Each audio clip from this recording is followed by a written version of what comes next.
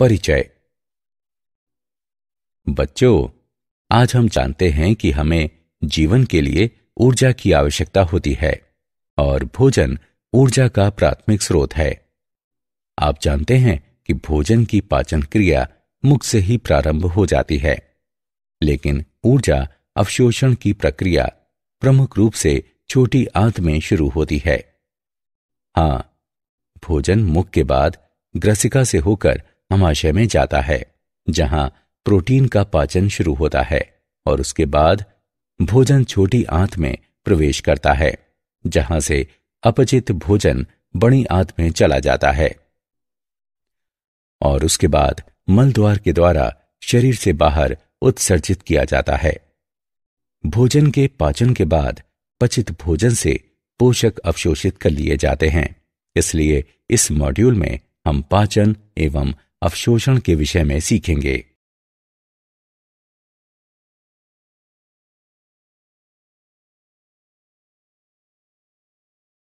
उद्देश्य।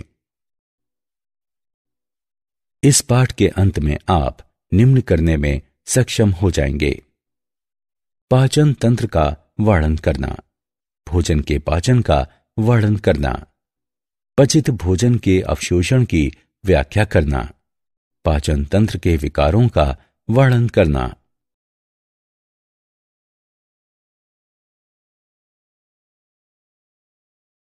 पाचन तंत्र। मनुष्य के पाचन तंत्र में आहार नली एवं पाचक ग्रंथियां होती हैं। आहार नली विभिन्न व्यास वाली एक नलिका यानी ट्यूब होती है। इसकी लंबाई 8 से 10 मीटर होती है। हमारे आहार नली का पहला अंग मुंह होता है। ये अनुप्रस्थ काट के जैसा होता है। ये 2 कोमल ओष्ठों, ऊपरी और निचला, इन दोनों से बंद होता है।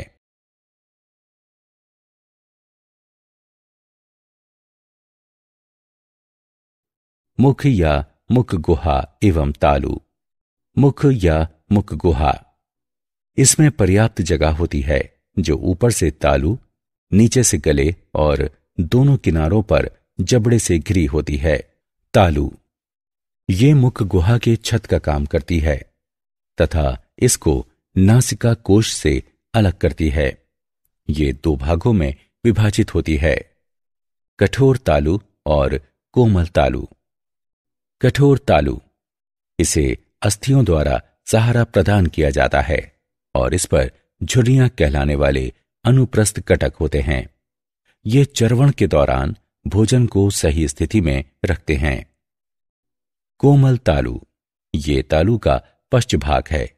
इसकी चिकनी सतह के कारण भोजन निगलना आसान हो जाता है। इसका पश्च स्वतंत्र सिरा एक छोटे से फ्लैप, अली जिह्वा या मृदु तालु के रूप में नीचे लटकता रहता है।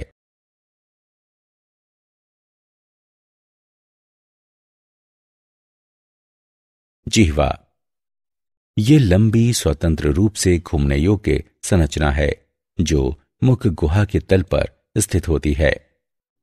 जिह्वा के कार्य, ये अंतर्ग्रहण में सहायता करती है। ये भोजन का स्वाद प्रदान करती है।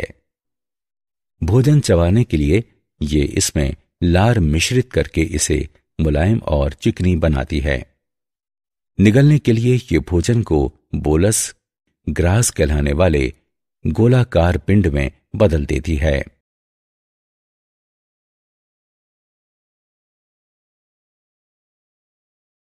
दांत। दांत अर्धवृत्ताकार चाप के रूप में दोनों जबड़ों पर स्थित होते हैं। दांत गर्तिका या दंत कोष्टिका कहलाने वाली गर्त में अंतः स्थापित होते हैं। दांत 2 समूहों में निकलते हैं: अस्थायी दांत या दूध के दांत यानी पाती दांत और स्थायी दांत। मानव दांत द्विबार दंती होते हैं क्योंकि मनुष्यों में दूध के दांत स्थायी दांतों से प्रतिस्थापित हो जाते हैं। दांत 4 प्रकार के होते हैं: कृंतक, रदनक, अग्र चणवर्णक और चरोणक। स्थायी दांत समूह में 32 दांत होते हैं। अक्षर I, C, पी, एम और एम क्रमशः कृंतक, रदंतक, अग्र, चर्वणक और चर्वणक को दर्शाते हैं। मनुष्यों के दांतों की व्यवस्था को एक दंत सूत्र द्वारा निरूपित किया जा सकता है।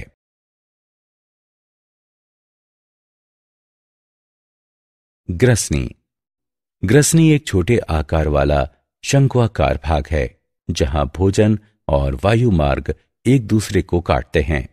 इसमें निम्न छिद्र होते हैं: दो नासा छिद्र या आंतरिक रंध्र, दो यूरेस्टिकी नलिकाओं के छिद्र, ग्रासिका ग्रास नली का छिद्र, श्वासदार कंठ या श्वास नली का छिद्र और ग्रसनी में मुख गुहा का छिद्र।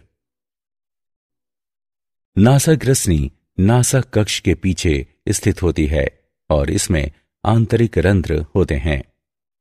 मुख ग्रसनी मुख गुहा के पीछे स्थित होती है और ये भोजन ग्रास का मार्ग है। ग्रसनी काकल ग्रसनी का सबसे निचला भाग है और इसमें दो छिद्र होते हैं: श्वासद्वार और ग्रासिका। श्वासद्वार श्वास नली में स्थित होता है और भोजन ग्रास निकलने के दौरान एक पत्ती जैसी उपास्थीमय संरचना घांटी ढक्कन द्वारा बंद हो जाता है। जब भोजन निगल लिया जाता है तब श्वास नली के छिद्र अलिजीवा द्वारा बंद हो जाते हैं।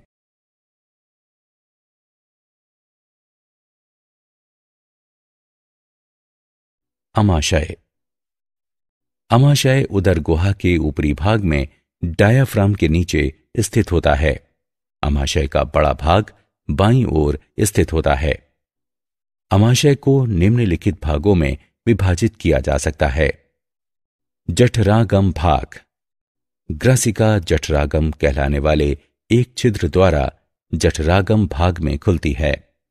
ये जठरागम रोधनी नामक एक कपाट द्वारा घिरा होता है। ये जठरागम कपाट के ऊपर उभरा हुआ होता है और फंडस कहलाता है। काप्रस या काय, ये अमाशय का मध्य भाग है। जठर निर्गमी भाग, ये अमाशय का निचला भाग है जो छोटी आंत में खुलता है।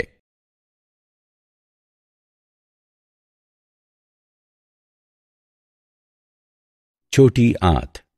छोटी आंत लगभग 6 मीटर लंबी और 1 इंच व्यास वाली लंबी नली होती है। ये उदर गुहा में कुंडलित स्थित होती है। छोटी आंत में 3 भाग होते हैं: ग्रहणी, अग्र क्षुद्रांत और क्षुद्रांत। ग्रहणी आंत का पहला भाग है जो लगभग 25 सेंटीमीटर लंबा और यू आकार का होता है। अग्र क्षुद्रांत लगभग 2.5 मीटर लंबी और ग्रहणी की तुलना में संकरी होती है। अग्र क्षुद्रांत और क्षुद्रांत में स्पष्ट कटखंडन नहीं होते हैं।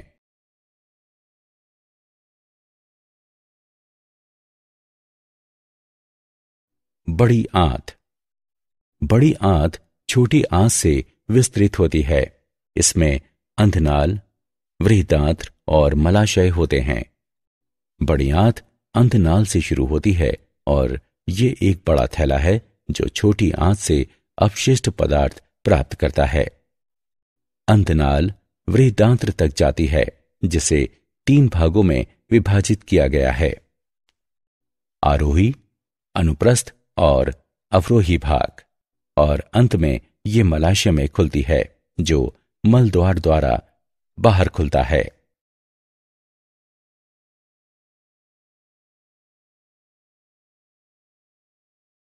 आहार नाल की दीवार में स्तर। आहार नाल की दीवार में 4 स्तर होते हैं: सिरोसा, मस्कुलरिस, सबम्यूकोसा और म्यूकोसा। सिरोसा सबसे बाहरी परत है जो कुछ संयोजी ऊतकों से बनी होती है। पाचन तंत्र में मस्कुलरिस आंतरिक वर्तुल और बाह्य अनुदैर्ध्य चिकनी पेशियों की बनी होती है। आंतरिक वर्तुल परत तंग सप्रेल में व्यवस्थित होती है जबकि बाह्य अनुदैर्ध्य परत शिथिल सप्रेल में व्यवस्थित होती है। सब म्यूकोसा परत अनियमित सघन संयोजी ऊतक की बनी होती है। इसमें रुधिर, लसिका वाहिनियां और तंत्रिका जालक होते हैं। म्यूकोसा आहार नाल की दीवार की सबसे भीतरी परत है, जो 4 सुस्पष्ट ऊतक परतों की बनी होती है। म्यूकस उपकला, लेमिना प्रोप्रिया, श्लेष्मिका, म्यूकोसी परत और म्यूकोसी परत जिसमें विविध म्यूकस स्रावित करने वाली ग्रंथियां होती हैं। म्यूकोसी परत का विशेष रूप से महत्व है क्योंकि ये नम आंतरिक सतह की देखभाल करती है, जो आहार नाल की सबसे भीतरी परत को चिकना बनाती है। भोजन ग्रास के आगे बढ़ने की गति को सुगम बनाती है और मोटे खाद्य पदार्थों से म्यूकोसी घर्षण की रोकथाम करती है।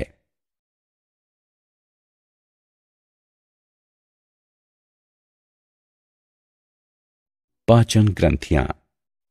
आहारनाल से संबंधित 3 पाचन ग्रंथियों में लार ग्रंथियां, यकृत और अग्नाशय शामिल होते हैं। 3 जोड़ी लार ग्रंथियां होती हैं जो कर्णपूर्व, अधोजंभ या अवचिंबुकीय और अधोजिह्वा हैं। ये लार स्रावित करती हैं जो वाहिनियों से होकर मुख में पहुंचती हैं। लार में एमाइलेज एंजाइम होता है जो स्टार्च के जल अपघटन को उत्प्रेरित करता है। यकृत शरीर की सबसे बड़ी ग्रंथि है। ये उदर के ऊपरी भाग में ठीक डायाफ्राम के नीचे स्थित होता है। यकृत पालिका यकृत की संरचनात्मक इकाई है और इसमें यकृत कोशिकाएं होती हैं।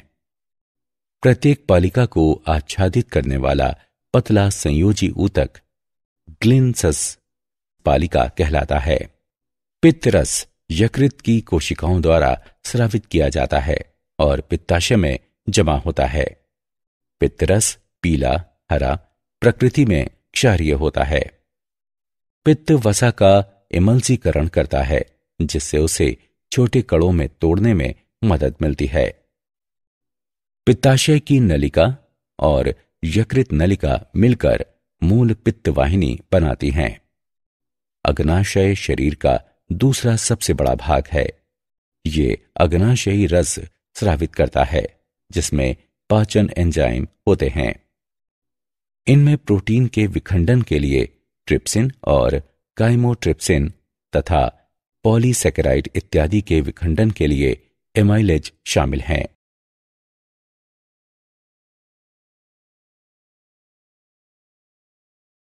भोजन का पाचन। पाचन पथ की शुरुआत में दांत भोजन को चबाते और मिलाते हैं। इससे भोजन को छोटे छोटे टुकड़ों में तोड़ने की प्रक्रिया आरंभ होती है।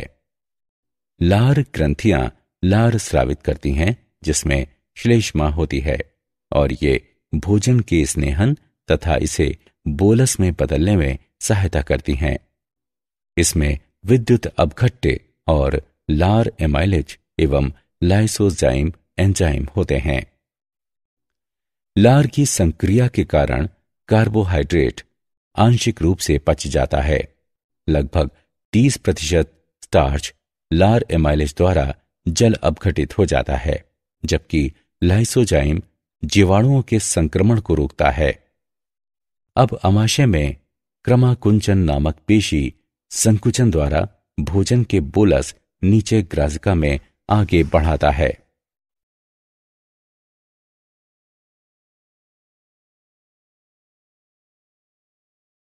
भोजन का पाचन। इसके बाद भोजन आमाशय में पहुंचता है। आमाशय की पेशी दीवार की ब्लोडन गति के कारण भोजन अम्लीय जठर रस के साथ मिश्रित हो जाता है और ये काइम कहलाता है। आमाशय का अस्तर हाइड्रोक्लोरिक अम्ल तथा प्रोटीन का पाचन करने वाला पेप्सिन नामक एंजाइम उत्पन्न करता है। काइम भोजन जठर निर्गम अवरोधी या वाल्व के माध्यम से धीरे धीरे छोटी आंत में पहुंचता है। छोटी आंत को 3 भागों में विभाजित किया गया है: गृहिणी, अग्र क्षुद्रांत और क्षुद्रांत। कायम यकृत से निकलने वाले पित्त अग्नाशय के पित्ताशयी रस और एमाइलेज पाचन रसों के साथ मिल जाता है तथा अन्य आंत्रीय एंजाइम जैसे कि माल्टेस, लैक्टेस और सुक्रेस कायम को विखंडित कर देते हैं। पेप्टाइड्स अमीनो अम्लों में, लिपिड्स वसा अम्लों एवं ग्लिसरॉल में तथा कार्बोहाइड्रेट शर्करा एवं ग्लूकोज में विखंडित हो जाते हैं।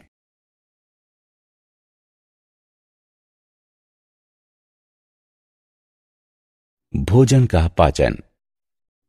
अपचित तथा अनावशोषित भोजन बड़ी आंत में चला जाता है। बड़ी आंत का कार्य अपचनीय भोज्य पदार्थ से जल अवशोषित करना है तथा ये श्लेष्मा भी स्रावित करती है, जो बहिक्षेपण के लिए अपशिष्ट भोजन कणों को स्नेहन प्रदान करती है। अनावशोषित और अपचित पदार्थ मल पदार्थ कहलाते हैं। शरीर से मल पदार्थ का त्याग गुदा द्वारा किया जाता है।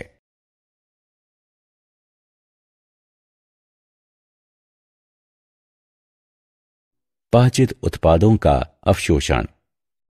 अंतिम उत्पादों का जठरांत से रुधिर या लसिका तक का परिवहन अवशोषण है। पॉलीसेकेराइड्स के विखंडन द्वारा उत्पन्न मोनोसेकेराइड्स जैसे कि ग्लूकोज, गैलेक्टोज तथा फ्रक्टोज का परिवहन विसरण या सक्रिय परिवहन को सुगम करके आंत की उपकला तक किया जाता है। सरल विसरण प्रक्रिया द्वारा शर्करा रक्त प्रवाह में पहुंचती है। जल का परिवहन परासरण प्रवणता द्वारा किया जाता है। पेप्टाइड खंड जो प्रोटीन के विखंडन के कारण बनते हैं, मुक्त अमीनो अम्लों के लिए पचाए जाते हैं। मुक्त अमीनो अम्ल द्वितीयक सक्रिय परिवहन द्वारा उपकला में प्रवेश करते हैं और सरल विसरण द्वारा ये छोड़ दिए जाते हैं। वसा अम्ल और ग्लिसरॉल का परिवहन मिसेल नामक सूक्ष्म बूंदों के रूप में होता है। मिसेल आंतरिक म्यूकोसा में चले जाते हैं।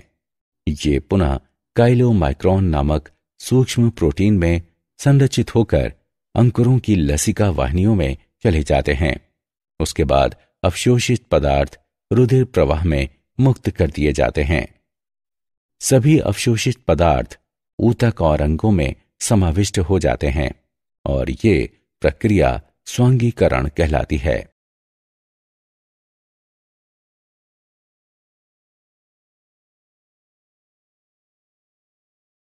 पाचन तंत्र के विकार। पाचन तंत्र के सामान्य विकार हैं। पीलिया। रुधिर प्लाज्मा में पित्त वर्णकों के संचय के कारण त्वचा और नेत्र पीले रंग के दिखाई देते हैं। पित्त वर्णक लाल रुधिर कोशिकाओं के विखंडन के कारण यकृत द्वारा उत्पन्न किए जाते हैं। वमन। अमाशय में संग्रहित पदार्थों का मुख से बाहर निकलने की क्रिया है। प्रवाहिका। मल त्याग की अपसामान्य बारंबारता और मल का पतला हो जाना। कोष्ठबंधता यानी कब्ज, मल का कठिनाई से निष्क्रमण। अपच। पाचन की सामान्य प्रक्रिया में बाधा के कारण पेट भरा भरा महसूस होता है। अपच का कारण एंजाइम स्राव में कमी, व्यग्रता, अधिक भोजन करना एवं मसालेदार भोजन है।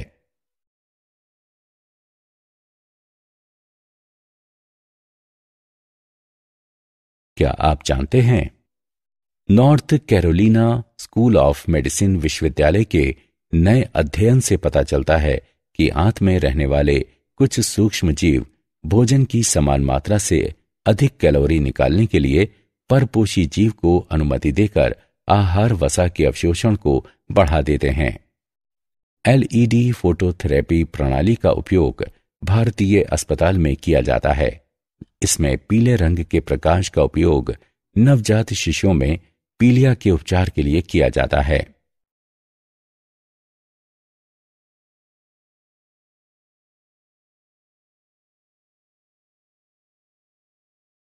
सारांश।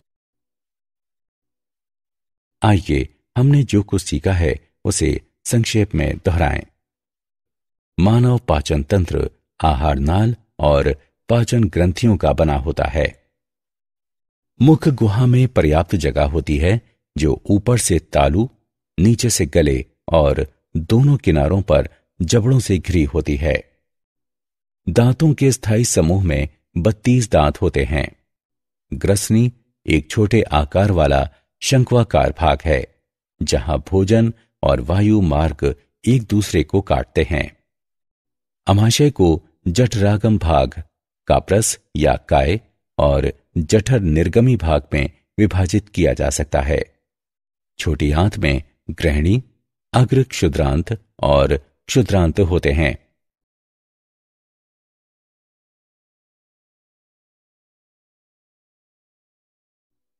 बड़ी आंत में अंधनाल, वृहदांत्र और मलाशय होते हैं। आहार नाल की दीवार 4 स्तरों सिरोसा, मस्कुलरिस, सब म्यूकोसा और म्यूकोसा की बनी होती है। लार ग्रंथियां यकृत और अग्नाशय पाचन ग्रंथियां हैं। अंतिम उत्पादों का जठरांत से रुधिर या लसिका तक का परिवहन अवशोषण है। पाचन तंत्र के सामान्य विकार पीलिया, वमन, प्रवाहिका, कब्ज और अपच हैं।